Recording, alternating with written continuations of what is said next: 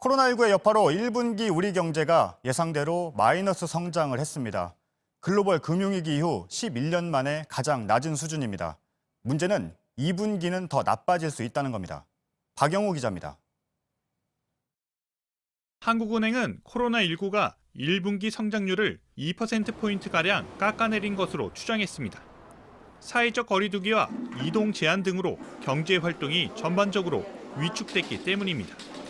이 영향으로 1분기 경제 성장률은 전분기에 비해 마이너스 1.4% 떨어졌습니다. 금융위기 이후 11년 3개월 만에 가장 낮은 수치이자 지난해 1분기 이후 1년 만에 마이너스 성장입니다. 성장률이 떨어진 가장 큰 이유는 외출과 외식이 줄면서 소비자가 지갑을 닫았기 때문입니다. 민간 소비는 국내 총생산의 절반가량을 차지하는데 1분기 민간 소비는 전분기 대비 6.4% 줄었습니다. 1998년 외환위기 이후 22년 만에 가장 큰 하락폭입니다. 수출은 그나마 반도체가 선방하면서 감소폭이 2%에 그쳤습니다.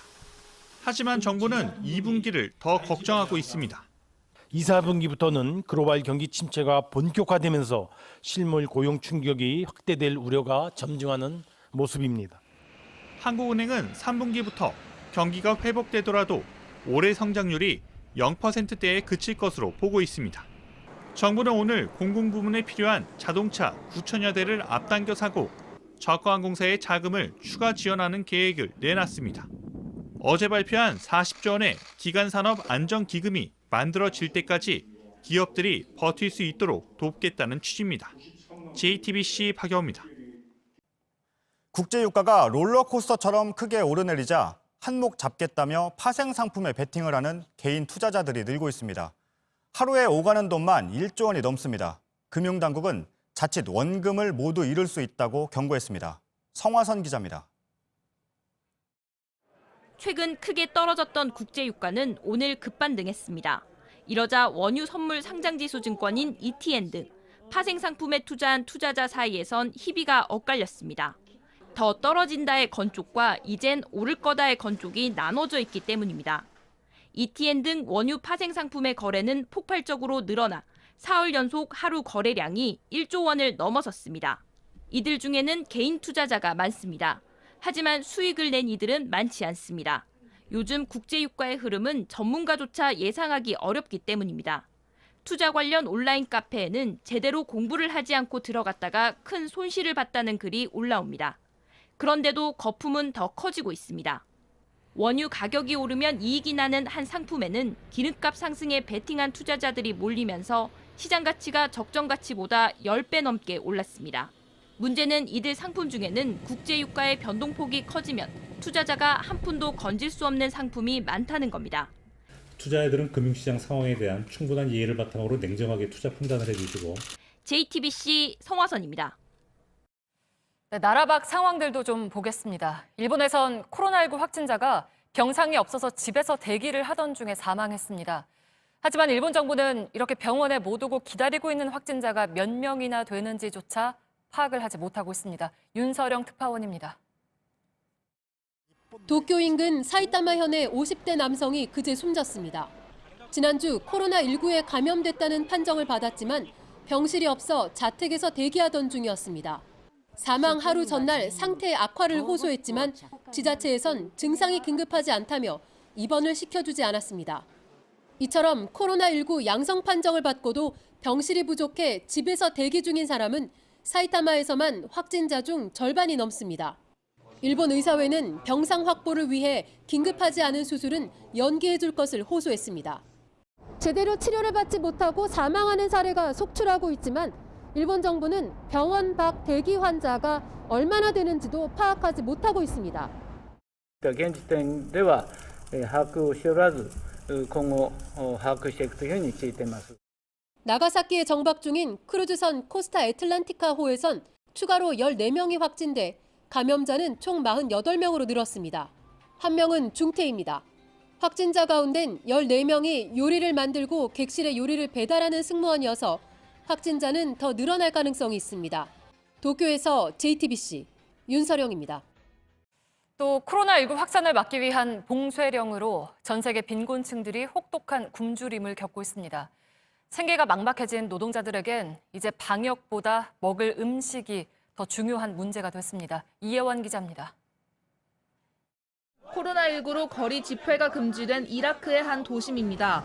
수백 명이 시위에 나섰습니다. نحن نجتمع هنا لا نخاف من كورونا نخاف من أن نموت من الجوع 바이러스 감염보다 더 무서운 게 굶주림이라는 사람들은 일자리를 달라고 호소했습니다. ولا خلوا لا عطلوا كل شيء عطلوا الدوام عطلوا الرواتب ويعني اخذوا يعني حقيقة احنا بدنا نشوف يعني الكورونا ومسألة كورونا. 레바논에서도 시위가 열렸습니다. 역시 방역 문제보다 경제 위기를 규탄했습니다. 지금까지 난 확진자가 84만여 명으로 전 세계 환자의 3분의 1 이상을 차지하는 미국도 다를 게 없습니다. 버지니아와 로스앤젤레스 등 각지에서 자택 대기령을 반대하는 시위가 열렸습니다. 일단 먹고 살기 위해선 집 안에만 갇혀 있을 순 없다는 겁니다. 일을 해야 하니 도시를 개방하라고 했습니다. UN 세계식량계획 WFP는 올해 말까지 2억 6,500만 명이 극심한 식량 기근을 겪을 것으로 예상했습니다. 지난해의 2배에 이릅니다. 조만간 전 세계가 기근 문제의 대유행 사태, 기근 팬데믹을 맞게 될 거란 관측이 나오기 시작했습니다. JTBC 이혜원입니다. 중국에선 실종됐던 시민 기자가 2달 만에 소식을 전해왔습니다.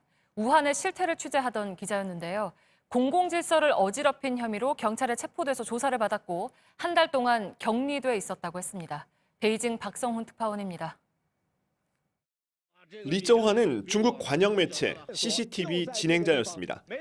코로나19가 걷잡을 수 없이 확산되던 지난 2월, 그는 바이러스 발원지로 봉쇄된 현장 우한으로 들어갔습니다. Lots of patients or suspected patients in the community, they are not yet concentrated at quarantine. So I'm going to try to get there and to report. 화장장에 잠입하고 시신 처리업자를 만나는 장면을 영상에 담았습니다. 소셜미디어에 올리자 조회수는 200만이 넘었습니다. 그가 갑자기 자취를 감춘 건 지난 2월 말이었습니다. 누군가 쫓아온다고 알린 영상이 마지막이었습니다. 2달이 흘렀고 그는 어제 다시 모습을 드러냈습니다. 소셜미디어 영상을 통해서입니다.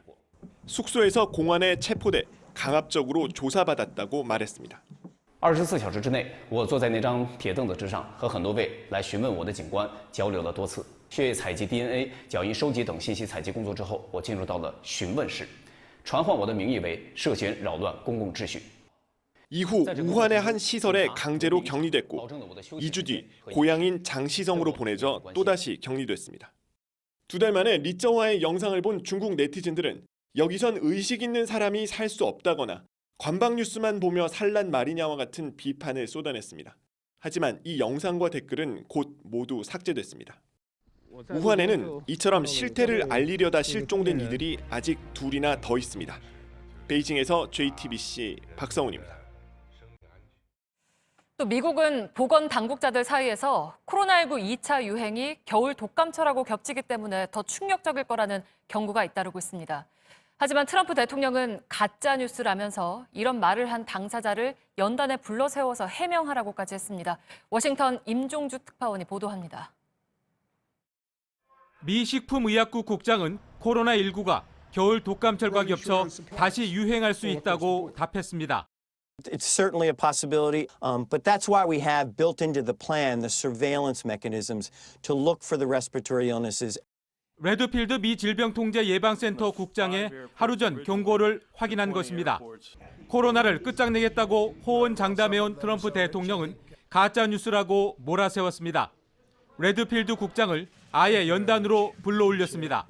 Redfield, who is a real professional, to come up and explain, please. Thank you, Doug. I didn't say that this was going to be worse. I said it was going to be more complicated or more difficult. 트럼프 대통령은 또 일상으로의 복귀도 서둘렀습니다. We will begin to reopen our national parks and public lands for the American people to enjoy. 이런 가운데 메릴랜드주에 이어 콜로라도주도 진단키트 10만 개를 한국에서 받기로 했습니다. 또 쿠오모 뉴욕 주지사는 한국의 진단키트를 살 생각을 왜 못했느냐는 딸들의 질문에 면목이 없었다는 심경을 털어놨다고 미국 언론들이 전했습니다. 워싱턴에서 JTBC 임종주입니다.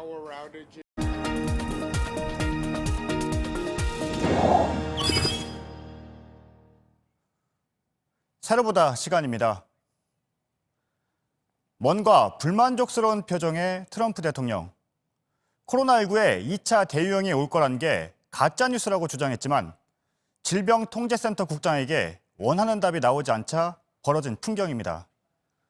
낙관론을 펴는 트럼프 대통령과 달리 영부인조차 마스크를 써야 한다고 알리는 상황입니다. 이번엔 일본의 아베 총리입니다. 마스크를 쓰긴 썼는데 가구당 2개씩 나눠주겠다고 한 면 마스크를 이렇게 계속 쓰고 있습니다. 너무 작아 불편하다부터 가구당 2개씩은 부족하다까지 일본 국민들의 비판은 이어지고 있습니다. 두 정상의 모습을 보면서 미국 잡지의 한 표지 그림이 떠올랐습니다.